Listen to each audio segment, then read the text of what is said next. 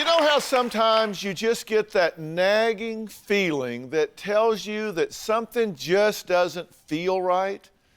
Well, my guests today say that they had that feeling about their spouse before they walked down the aisle. Just something kind of little voice in their head saying, this ain't right. But they looked the other way and they said, I do anyway. Now, Shawn says all she ever wanted was the storybook marriage she dreamed of as a little girl. But her dreams were shattered when she discovered that her husband, Randall, was gay. Now she wants to know, what do we do now? We have children. Do we stay together? Do we get a divorce? What happens now that we both have it out on the table? Take a look. The day that Shawn and I got married, I was there for the long haul. I wanted to get married. I wanted to have kids. I wanted to prove to myself that I wasn't gay. The signs that I might have overlooked before our marriage were the fact that he liked to sew, he was an interior decorator, he actually sewed my wedding dress. I was so busy trying to hide the secret that I had to make sure that nothing ever slipped out. I had suspicions for several years, but I didn't act on it for many years after that. I knew when Randy was gay, when I had found some homosexual pornography. My wife was driving down the road and had to slam on the brakes, and all of a sudden a black bag of men's magazines flew out from underneath the seat. After I came home from work, she confronted me. I was extremely angry. I was very hurt. I didn't deny it. I said, yes, I'm gay, and I've always been gay. You married me and I was gay. I was lost. My whole world was falling apart around me. I'm losing my husband to another man, and I can't compete with another man. Another woman I could try, but not another man. We are still currently living together. Randy and I still sleep together in the same bed. There is no more physical relationship between the two of us. At this point, I have given Randy permission to go out and date. I'm not out looking to date at this point in time. As of this moment, I don't know if it's better to stay together or not. We really don't know. I'm in love with my wife, but I need to set her free because I think she needs to find the love of her life. Do you think that he's been deceiving himself, you, I think he's both been of you? What? deceiving himself for his entire life. When did you acknowledge that you were gay? To yourself. I'm not talking to anybody else. I mean, just when did you say, I'm going to stop kidding myself here, I'm gay? I think once she confronted me, then I really had no choice but to actually admit it and, put all the cards out on the table.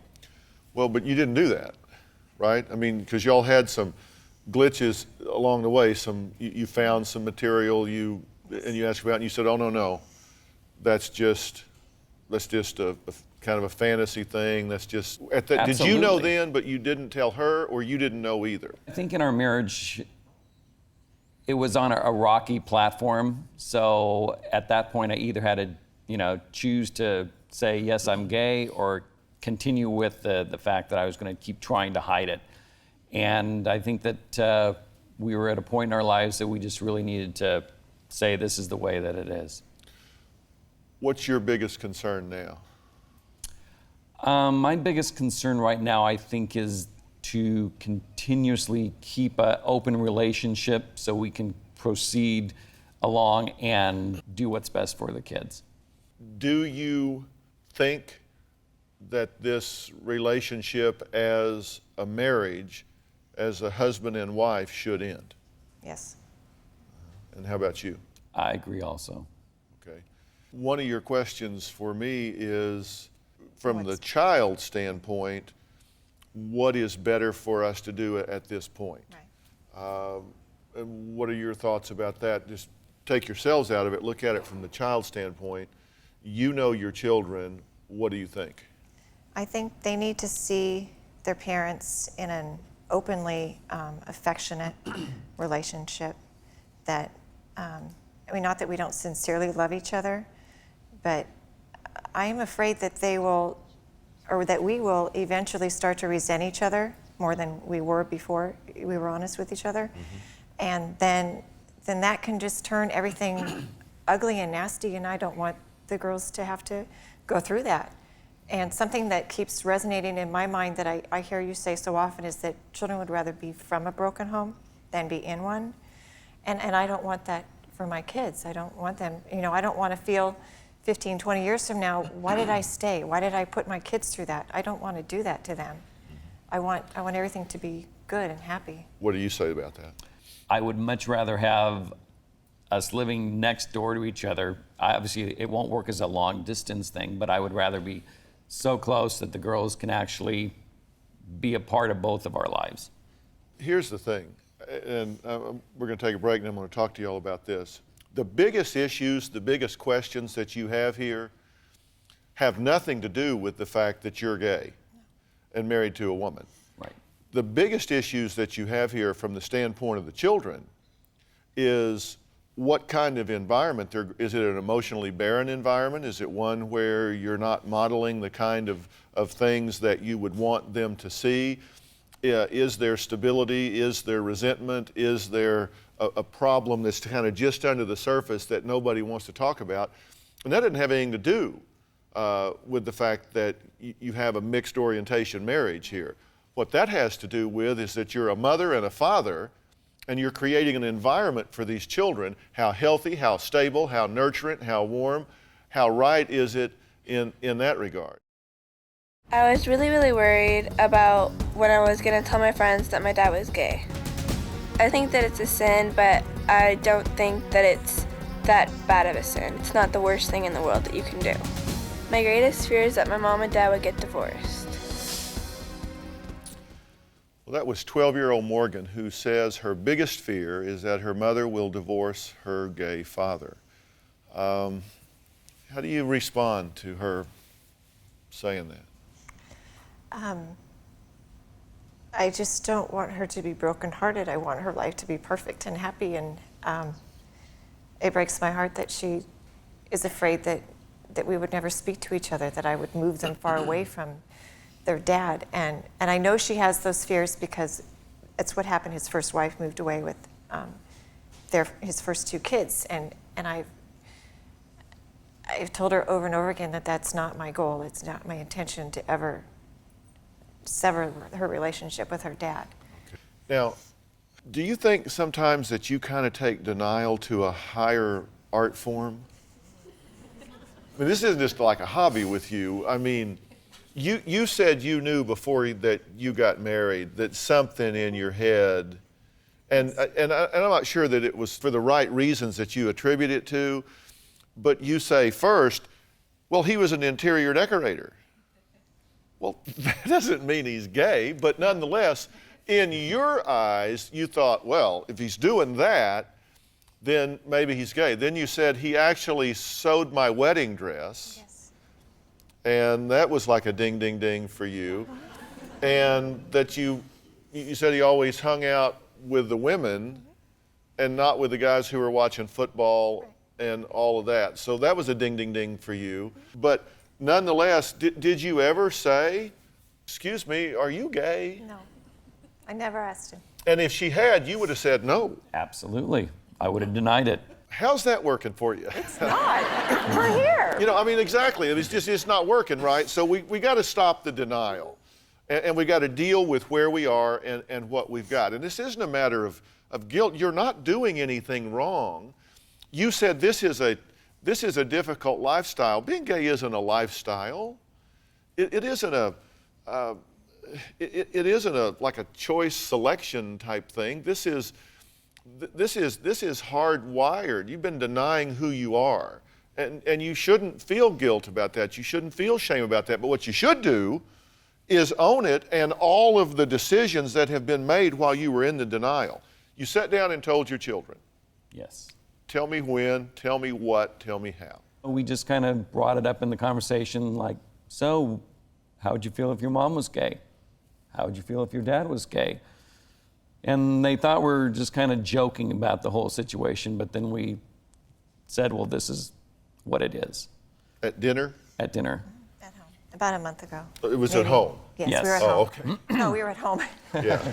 It's not something you want to throw out at Chuck E. Cheese, okay? What did you say? When you finally got to the point where you said the fact, did you say, girls, I'm gay? What were your words? What did you say? That's probably exactly what I said. I said, your dad is gay. And they said, yeah, right. What was their understanding at age 10 and 12 of gay? Like I said, we've been integrating it into their, their life for the past 6 months or so, just so they kind of know what the lifestyle is. So they... What the orientation is. Right. So they knew what it basically was. What was their reaction back to you? The oldest one did, as you saw, she did say that it was a sin. And so we talked about sin at that point in time. And she was concerned how people at church were going to react, and that they would possibly kick us out of church and that sort of stuff. And but the younger one is so amazing. I think she's so resilient. At the age of 10, when we were breaking the news to his parents, she actually went down into the bedroom, came back up with a set of pom-poms, cheerleader pom-poms, and stood there and did a cheer for her dad and how much she loved her dad, and no matter what, she loved him. Let me tell you, the conversation of coming out to children is not a one conversation thing. This is a lifelong conversation. This is an ongoing conversation where across time, as they hit different thresholds maturity-wise, they're going to have different understandings, different awarenesses, and different questions associated with that, which is why one of the things that we've got to do today is resolve that we're going to get out of denial completely and totally here. Because this has created problems. You trying to struggle between the two worlds has caused you to make some bad decisions in the past and get in a bind in a couple of ways that wouldn't have happened had you accepted this and been more forthcoming about it. Same problem can happen going forward. We can't sort of pretend, I'm gay, but we're married. I'm just like, okay, this is the integrity of marriage here, but yet I'm going out and dating men. We've got to be right up front about what all of that means and what the decisions are. And then once you decide that, then there are a whole set of options that open up to you that are healthy choices that you can make. And I'm gonna tell you guys, listen, I never ask somebody to substitute my judgment for their own. But I'm gonna tell you exactly what I think so you can weigh it and make your own decision. Today we're talking about marriage dilemmas, and I'm here with Randall and Sean. And the fact is, Randall is gay. He's acknowledged that to himself and to his wife, yet they're in a relationship that is loving. They're in a family that is loving, and they have 2 girls that they're very, very concerned about. The question is, what do we do now? Right. What's best for everybody, right? And first off, are we agreed that good, bad, or indifferent, this is the deal? Right. So you've totally wrapped your non-denial mind around that. Because you married a guy that, in your mind and heart, you knew he was gay. Yeah. What was your thought at that time? He'll do? I mean, what? I guess I was looking at the good points of it. I mean, I have a guy that likes to cook. He likes to sew. He likes to hang out with my sisters and my family. And, he's not sitting on the sofa drinking beer watching the games. How lucky am I? I don't have the remote in my hand. I have the remote. It's not... I do the yard work. He does the housework stuff. So I was, I guess, looking at it how lucky I was in those aspects. So you're not a victim here. No. You were as much a knowing participant in this decision as were you. I mean, both of you, neither of you were like, okay, I'm marrying a gay guy, everybody come to the church. That wasn't it wasn't that level of awareness, and nor was it with you. But you both, you kind of knew what you were getting into here. And so this isn't a matter for somebody to play the victim. No. But let's deal with the reality of where we are. If in a perfect world, I would have had you acknowledging this way earlier. So would I. And I know, of course, I know.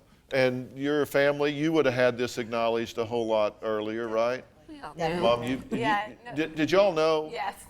We suspected. Well, no one Okay. ever knows. No one ever knows for sure. Until, But we had a pretty good idea. It But was that's always, not something you bring up at the reception, right?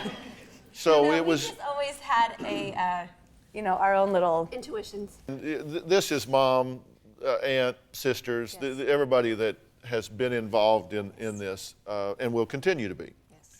You have said that your plan is to stay married until the girls get out of high school and go to college, that's an option. I don't think it's staying married. We're going to stay conjoined. When I say let's not be in denial, I mean let's call a spade a damn shovel, okay? Let's get right down to where we are. This is not a marriage, and you don't want to continue this. My advice to you is that you do get a divorce.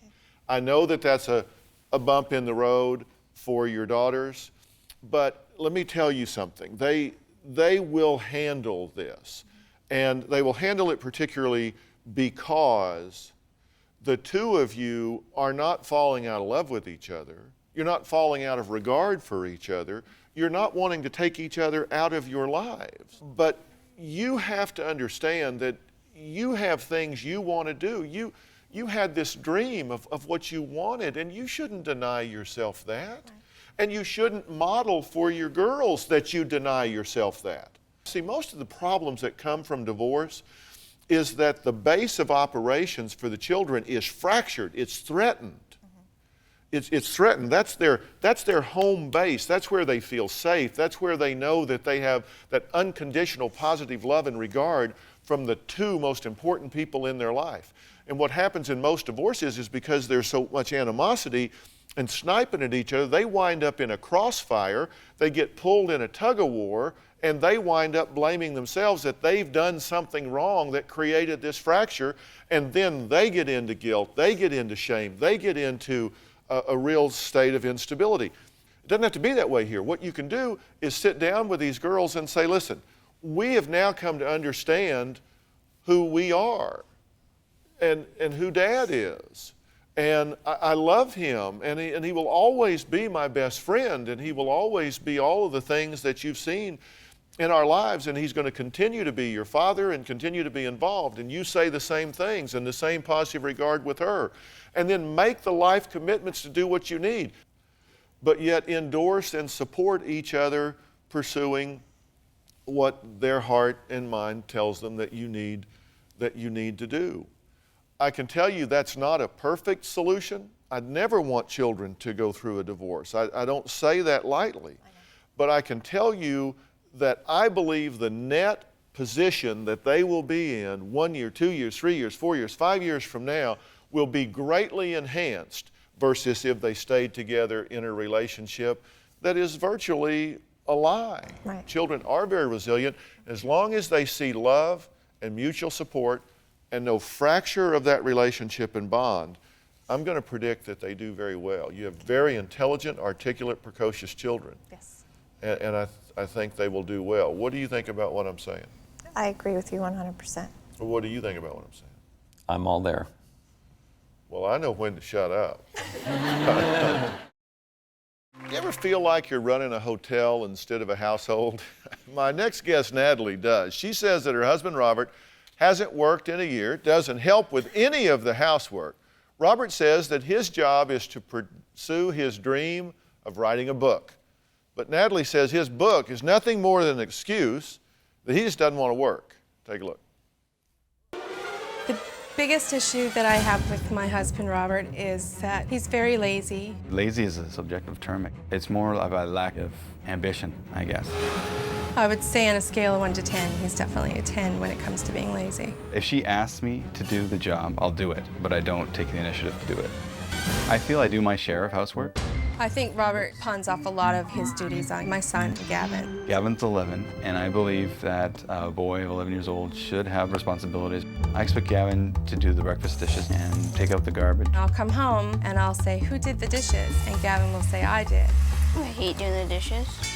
My husband, Robert, does not work. For the past 10 months, he hasn't had a job. He hasn't applied for a job. A minimum wage job for myself is a complete waste of time. If I worked at $8 an hour for a 40-hour week, I wouldn't be pulling in very much. I lack the education. I cannot get a better job. My mother had passed away, and I have some money that was left to me, and I decided that my dream would be to be a writer. So I decided to start writing a book, and I used the money from my mom to support myself. Robert's been writing a book for the past 2 months. It's about zombies. I would write this book even if I had a good paying job right now. I see him writing, and I also see a bank account dwindling away. He spent a large chunk of money on a very expensive vehicle. He didn't need one with fancy mags and leather interior and all these perks. I opted out the grill work for custom. I don't understand why Natalie is upset that I'm not working. Not working has not affected us financially other than that we're draining the savings slightly. In just over a year, he's spent $50,000, the money that his mother left him. I don't think Robert thinks about the good of the family. I can't depend on him to be somewhere on time. I can't depend on him to bring in money. I can't depend on him for anything, really. Okay. You say it's like being married to a teenager. It is, very much. Because he plays video games, watches DVDs, doesn't work, That's right. so all of that. Only difference is with my son, he actually listens to me, but I can't get Robert to stop playing video games. Yeah, okay. So what do you say about all of this? I disagree with her, actually. I do my share of the housework, I feel. Yeah. You're writing a book Yes. about zombies, Yes. and you kind of think it's like an autobiography. I mean, that's how you describe it, right?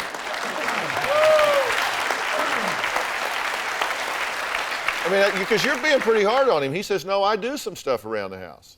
He does do a few little things. Much more often than not, it's me or our son Gavin. You've never been real big on working. You said you're the lazy. You said, I'm just lazy. You Well, said. I worked for 7 years in the same company, so Yeah. I don't have a problem working. What was he doing when you married him? Delivering Chinese food. Okay. But at least he was working. At least he was working. He says, he made a list for us of things that you do around the house. He says, I wash the dog, I clean the toilet, I clean hair from the bathtub weekly, vacuum twice a week. I cook dinner, but rarely, because she does that.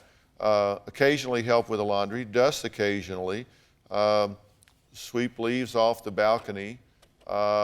Occasionally, admittedly rarely, but occasionally take out the trash and makes the bed. At least he does some occasional things, but that's not enough. You want the boy to get a job, Yes. right? You want him to get a job and make a financial contribution to I want the to move family. forward. I want us to get a home. I want us to expand our family. We can't do that right now. Yeah. How realistic is it to write this book, in your opinion? In my opinion, it's very realistic. If something doesn't change, I will end up leaving him. I think it's just a matter of time. I'll leave. Part of me feels like it'll be a relief, but mostly I feel sad. Not sad for me, sad for Robert, because I think he'll be lonely. Well, Natalie says that she's leaving if her husband doesn't change his lazy ways. She says he watches TV all day while she works 40 hours a week, plus cooks, cleans, and pays the bills. He even gets her 11-year-old son to do his chores, according to her. Now, you say that you just choose not to work. No, that's not true. Right now, I choose not to work because I feel that writing the book is working. And if the book doesn't work out, then I can always get a job after that. What do you think's the likelihood that you'll get the book published? Do you I think don't it's know. like a 50-50 chance or a 10% chance or 80% chance? I feel that. It's just your opinion. I know there's no right or wrong answer. I'm just Yeah. curious what you think. I think it will get published. I think it will get published 100%. And if it doesn't get published by a major company, I'll do it myself. And he wants me to wait until all that happens. My fears right now, he's spending the money that his mother's left, and it's disappearing. And I'm worried. I'm worried about what's going to happen. We're going to run out of money. Can you not write this book and work? I probably could, but I don't think it would be as good, because when you write a book, well, for me anyway, when I'm writing a book, I need to get into the characters. I need to feel what they're feeling in order to write it accurately. And if I come home from working all day long, I'm not going to really I'm going to be wound up from work. I'll need to relax a bit, and then I'll be tired, and I won't be able to do a good job. But this is the real world. Let me just tell you, real world.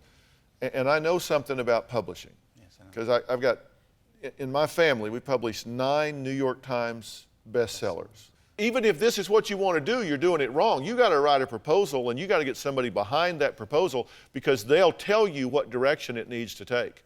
The chance of anybody ever reading a completed manuscript is probably zero. Yeah, I understand. They'll just never read it. They'll read a proposal, they will not read your book. I mean, do you hear what I'm saying? Yes, I agree with you 100%.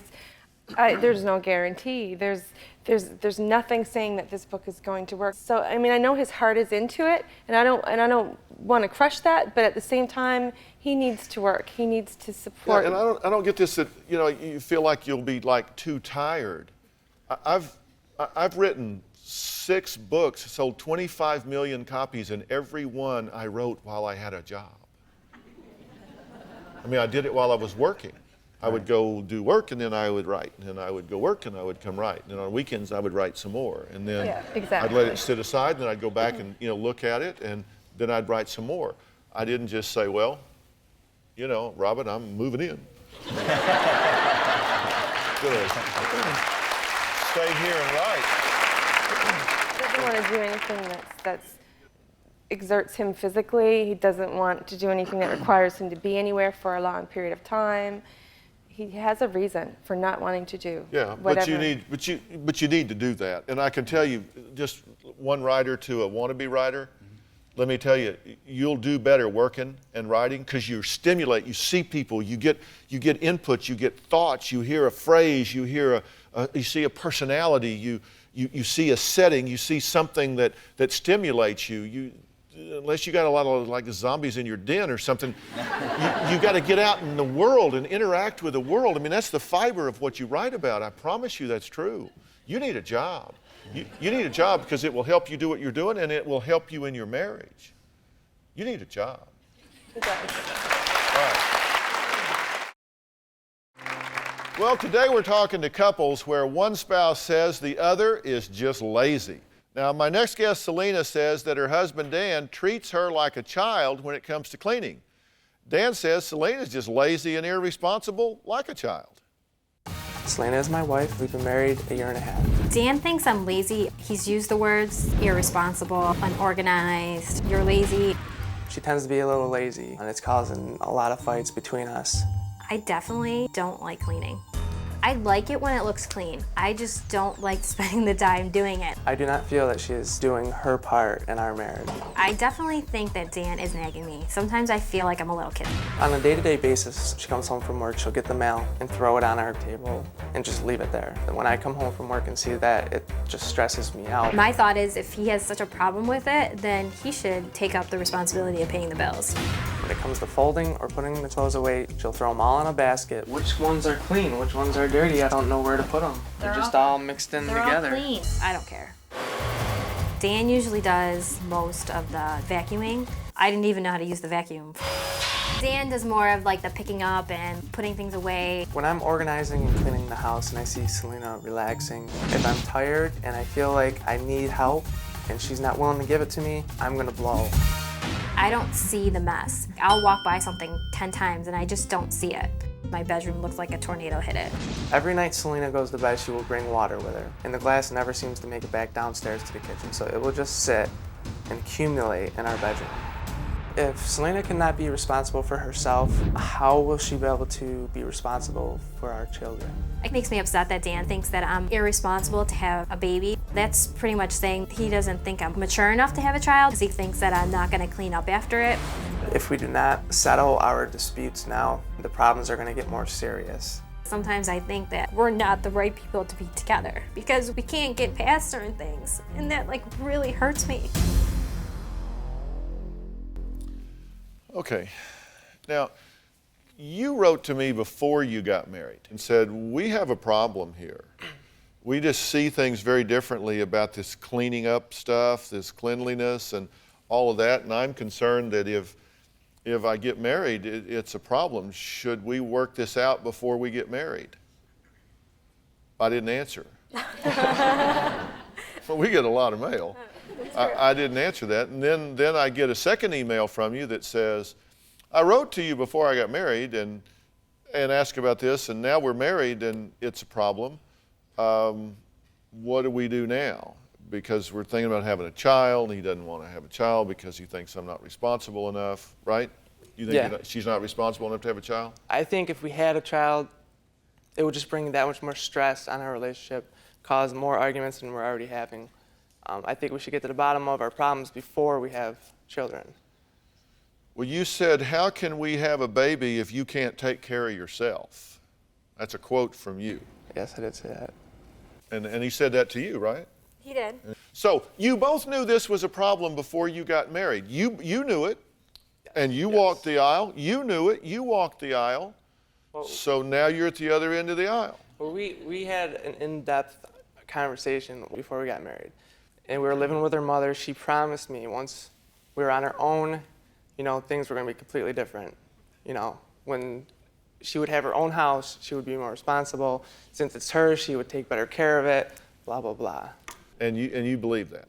Yeah, What happens when you got a problem before you get married and you think that filling out some paperwork and going down to church that's going to solve that problem?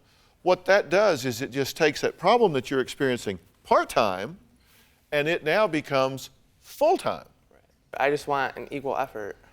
If I'm doing laundry, if I'm vacuuming, if I'm organizing the bills, I would appreciate just a little effort. I've told her before, if she just shows me a little bit of an effort, I think that would help out a lot.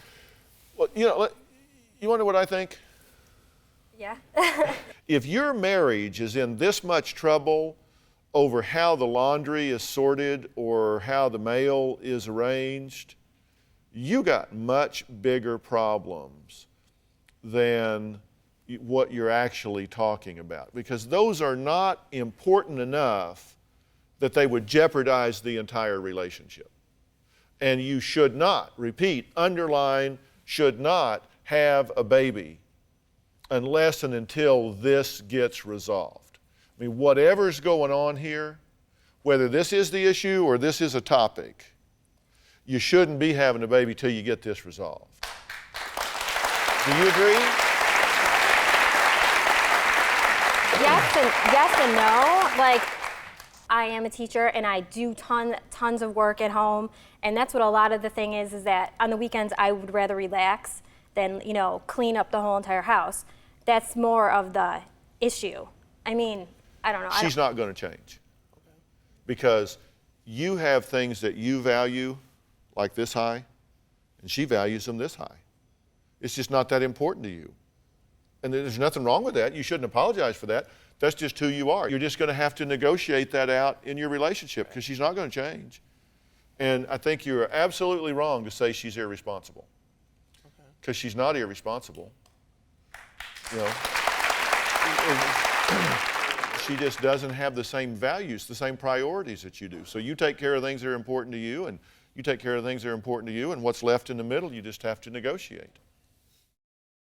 Well, we have a mother here who says that she's been lazy since she was a child. Now, we were talking with you, it's a value, but Kelly says, it's not a value, I'm just lazy. She said she'd rather do nothing than something. Now she fears her children will follow in her lazy footsteps. You think you're modeling this? Yeah, I see it with my kids a lot. They see me sitting around the house all day, and so they're going to sit around the house all day. Yeah, so your question is, will you pass this on to your kids? Yeah. Yes. Yes, you will. You model this, and they learn to live. They learn to live in a like a frenzied, cluttered environment. Then that's just what feels comfortable to them. And if they grow up in like a museum where everything's just perfect and polished, then that's what's normal to them. So, yeah, you will pass it on. Why are you lazy? I'm the youngest of 9, and by the time my mom was done raising us all, she sat and read books and played crossword puzzles all day, and I don't blame her, she did her work. But, and maybe that's why, because maybe I learned it at home too. Well, there you go. Do you have a story or a question for me? Click the link in the description and tell me what in the world is going on.